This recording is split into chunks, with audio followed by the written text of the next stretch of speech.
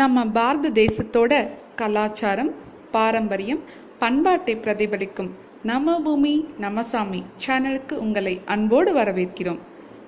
நவராத்திரி விரதம் மிகவும் புனிதமான விரதமாகும். நவராத்திரி விரதம் இருப்போர் கடைபிடிக்க வேண்டிய நியதிகள் பின்வருமாறு. புரட்டாசி மாதம் வளர்பிறை பிரதமை திதியில் கும்பம் வைத்து நவமி வரை பூஜை செய்தல் வேண்டும். வீடுகளிலும் ஆலயங்களிலும் கொலு வைத்தல் வேண்டும். விரதமிருப்போர் அமாவாசையில் ஒருவேளை உணவு உண்டு பிரதமை தொடக்கம் முதல் 8 நாட்களும் பகல் உணவின்றி இரவு பூஜை முடிந்த பின் பால், பழம் அல்லது பலகாரம் உண்பது நல்லது. 9வது நாளாகிய மகா நவமி அன்று பட்டினியாயிருந்து மறுநாள் விஜயதசமி அன்று காலை 9 மணிக்கு முன் பாரணை செய்தல் வேண்டும். இயலாதவர்கள் முதல் 8 நாளும் பகல் ஒருவேளை உணவருந்தி 9ஆம் நாள் பால், பழம் மட்டும் உட்கொள்ளலாம்.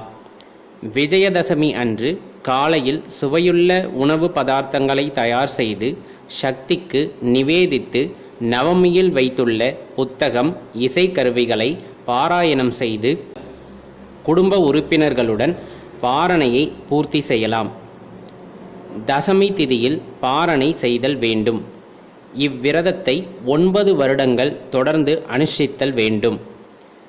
தேவி மகாத்மியம், அபிராமி அந்தாதி, துர்கா அஷ்டகம், லக்ஷ்மி தோத்திரம், சகலகலா வள்ளி மாலை, சரஸ்வதி அந்தாதி, மகிஷாசுர மர்தினி தோத்திரம், ஸ்ரீ லலிதா சகஸ்கரநாமம் போன்ற தோத்திர பாடல்கள் விரத காலத்தின் போது ஓதத்தக்கது.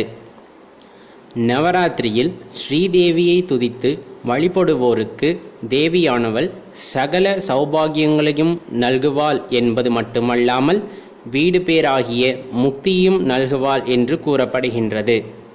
மேலும் தகவலுக்கு எங்கள் சேனலை மறக்காம சப்ஸ்கிரைப் பண்ணுங்க. நன்றி.